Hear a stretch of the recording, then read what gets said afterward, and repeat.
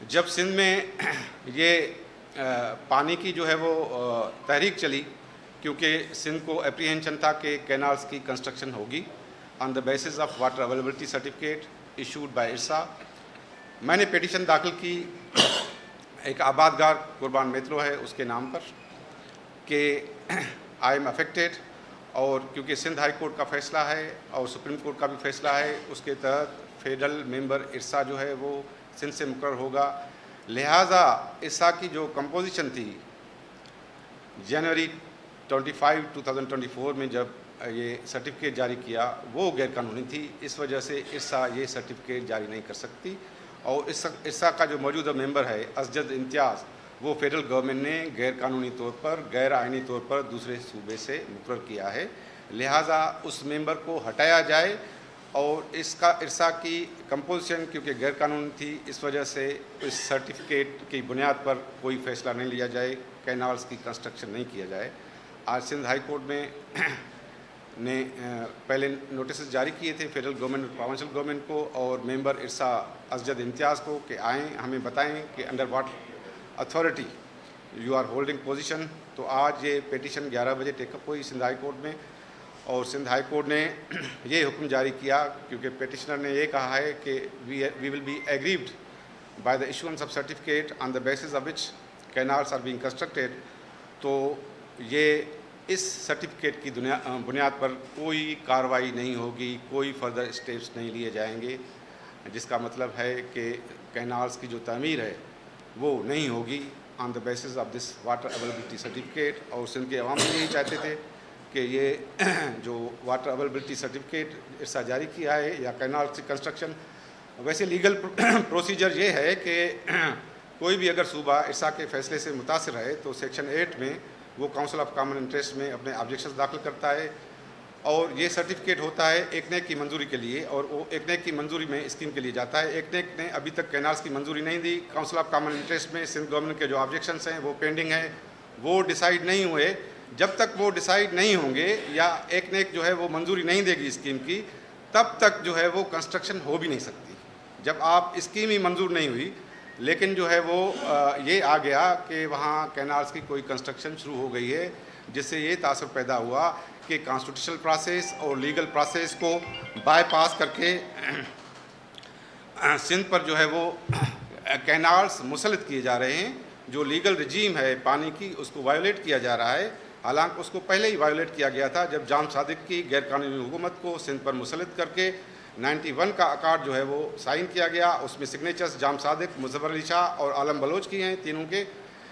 सिंध का पानी का जो हिस्सा था 1945 के एग्रीमेंट में वो पंजाब का यूनाइटेड पंजाब का और सिंध का बराबर का हिस्सा था। 48% यूनाइटेड पंजाब, जिसमें अभी इंडियन पंजाब भी शामिल है, उसमें ईस्ट पंजाब, हरियाणा और हिमाचल 3 सूबे हो गए हैं, उसका और खैबर पख्तूनख्वा का कलेक्टिवली हिस्सा जो था वो 48% था और सिंध का हिस्सा 48% था। सिंध बाकी 4% से पानी जो है वो बलूचिस्तान को देता था। ये अरेंजमेंट था। और डिस्प्यूट रिजोल्यूशन जो मैकेनिज़्म थी वो सिंध के इत्फाक के बगैर, वो वोटिंग पर मुनसर नहीं थी। सिंध के इत्फाक के बगैर, पंजाब के इत्फाक के बगैर कोई स्कीम जो है वो ऊपर वाले अप स्ट्रीम पर नहीं हो सकती थी। लेकिन 91 के अकार्ड में वो पंजाब को जो है वो हिस्सा वही 48% रखा गया।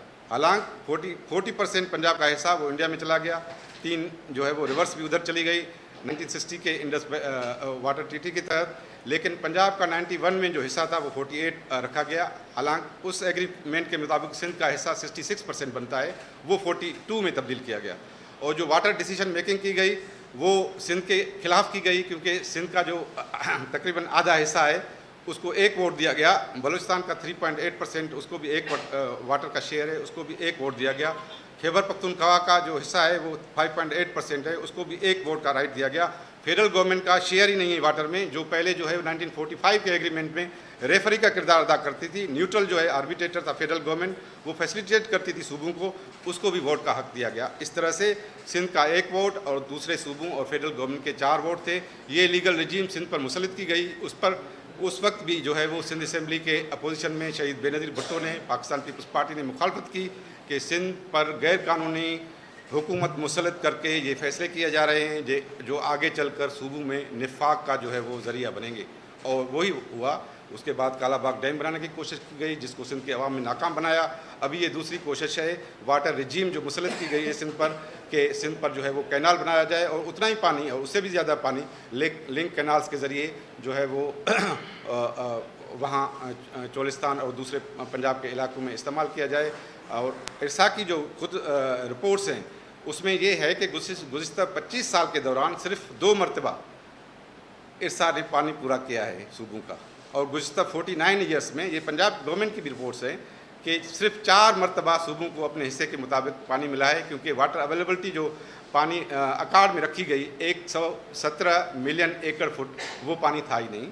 पानी का जो डिस्ट्रीब्यूशन की गई वो 117 मिलियन एकड़ फुट की बुनियाद पर की गई, और उसको बेंचमार्क बना दिया गया। 45 में पानी का ये बेंचमार्क नहीं था, वो ये था कि जितना पानी होगा उससे 48% जो है वो सिंध लेगा, 48% पंजाब लेगा, 4% से जो है खैबर पख्तूनख्वा का जो पानी शेयर करेगा वो पंजाब से शेयर करेगा। लेकिन अनफॉर्चुनेटली 42% सिंध को जो है वो, जिसका हिस्सा 66% बनता था, उसका 42% पर, क्योंकि यूनाइटेड पंजाब के साथ हमारा एग्रीमेंट था सिंध का, तो उसकी वायोलेशन की गई। उस वक्त भी जो है वो गुलाम हुसैन निदातला थे, अलावा सुमरों को शहीद करके उसको इंडक्ट किया गया था।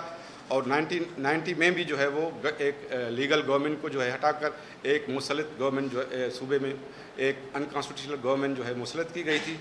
तो आज सिंध हाई कोर्ट ने ये जो उनका पहले फैसला था, मैंने आज भी पिटीशन दाखिल की, दूसरी एप्लीकेशन मैंने ये दाखिल की जो गुलाम अब्बास की पिटीशन है, आज वो उस पर भी नोटिस हुए कि वाटर सेक्रेटरी और एस्टेब्लिशमेंट सेक्रेटरी ने जो है वो इस जजमेंट की वायोलेशन की है, उनको कंटेम्प्ट नोटिस इशू किया जाए। सिंध हाई कोर्ट ने उस पिटीशन पर भी आज सुबह जो है वो नोटिस जारी किए हैं वाटर सेक्रेटरी को और establishment secretary of the federal government, क्योंकि उन्होंने सिंध हाई कोर्ट के फैसले पर अमल नहीं किया है। देखिए, ये वाटर जो इशू है ये लाइवलीहुड का है, ये फंडामेंटल राइट्स से तल्लुक़ रखता है। उस पर जो लीगल रजीम है उस पर हमें पहले भी एतराज़ात थे, अभी भी एतराज़ात हैं, लेकिन उसके तहत जो फैसले साजी का सिस्टम है वो इरसा से शुरू होता है। इरसा ने वाटर अवेलेबिलिटी सर्टिफिकेट जारी किया, उसके बाद सिंध गवर्नमेंट ने जो है वो ऑब्जेक्शन दाखिल किए, एक ने इसकी मंजूर नहीं की, लेकिन उस लीगल रजीम को बाईपास करके, जैसे कि कोई किसी क्रिमिनल को जो है मौत की सज़ा आती है, वो अपील करता है सुप्रीम कोर्ट में, जब तक वो अपील पेंडिंग होती है तो उसको फांसी नहीं दी जाती। तो इस तरह से जब सिंध गवर्नमेंट की अपील जो है वो काउंसिल ऑफ कॉमन इंटरेस्ट में पेंडिंग है, वो पेंडिंग है objections under the law, under the constitution, उसके बावजूद कैनाल की कंस्ट्रक्शन शुरू करने की कोशिश की गई, जिसको सिंध के अवाम सरापा, जिस पर हकीकी तौर पर सरापा एहतजाज हो गए। और सिंध में जो है वो बड़ी तहरीक चली कि पहले भी जो हम पर वाटर रजीम मुसलत की गई है वो अनफेयर है, अनकॉन्स्टिट्यूशनल गवर्नमेंट के दौरान की गई, और ये भी जो सर्टिफिकेट जारी किया गया वो भी केयर टेकर गवर्नमेंट के दौरान जारी किया। केयर टेकर गवर्नमेंट को ऐसे अख्तियारात ही नहीं थे। मैंने उसको चैलेंज किया कि फेडरल मेंबर इरसा जब सिंध का है ही नहीं, इरसा की कंपोजिशन गैर कानूनी है, तो वो सर्टिफिकेट कैसे जारी कर सकता है कैनाल से कंस्ट्रक्शन में। लेकिन जाम सादिक ने उसमें वाटर अकार्ड में ये प्रोविजन रखा था इरसा एक्ट में कि सूबे अपने अपने पानी के हिस्से से जो है वो स्कीम शुरू कर सकते हैं, जो हमारे खिलाफ था, क्योंकि हम अगर स्कीम शुरू करेंगे तो उन पर असर नहीं पड़ेगा सिंध में, क्योंकि हम लोअर रिपेरियन हैं। जब वो शुरू करेंगे कोई भी स्कीम तो वो हम पर असर पड़ेगा। तो पहले यही होता था कि जो है वो अगर स्कीम जो है वो अप स्ट्रीम शुरू की जाती थी, अगर सिंध के एतराज़ात होते थे तो उसके बगैर जो है उनको डिसाइड करके स्कीम नहीं शुरू की जाती थी। लेकिन ये जो इरसा एक्ट पास किया गया गैर आइनी तौर पर मुसलत की गई गवर्नमेंट की तरफ से, उसके बाद जो है वो उन्होंने अपनी स्कीम्स अप स्ट्रीम स्कीम्स और पानी की डिस्ट्रीब्यूशन में जो खलल पड़ा, उसकी वजह के से गुज़िश्ता 32 सालों से सिंध को नाकाबिले तलाफ़ी नुकसान पहुँचा है। पहले इंडस जो है वो समंदर से ज़मीन जो है वो क्लेम करता था, अभी समंदर सिंध की ज़मीन क्लेम कर रहा है जो वाटर रजीम सिंध पर मुसलत की गई है। तो मैंने जो है आज दोनों पिटिशंस में आर्डर लिया है कि कंटेम्प्ट नोटिस इशू किया जाए वाटर सेक्रेटरी को और एस्टेब्लिशमेंट सेक्रेटरी को कि why federal IRSA member has not been appointed from Sindh, and number 2 के जो है वो वाटर अवेलेबिलिटी सर्टिफिकेट जो है वो कैसे इशू किया गया, और फेडरल मेंबर इरसा असजद इम्तियाज़ अली की अपॉइंटमेंट गैरकानूनी है, उसको फौरी तौर पर हटाया जाए और उसकी जगह मेंबर इरसा सिंध से मुकर्रर किया जाए। मेरा सवाल ये है कि काम पर ऐसे लग रहा है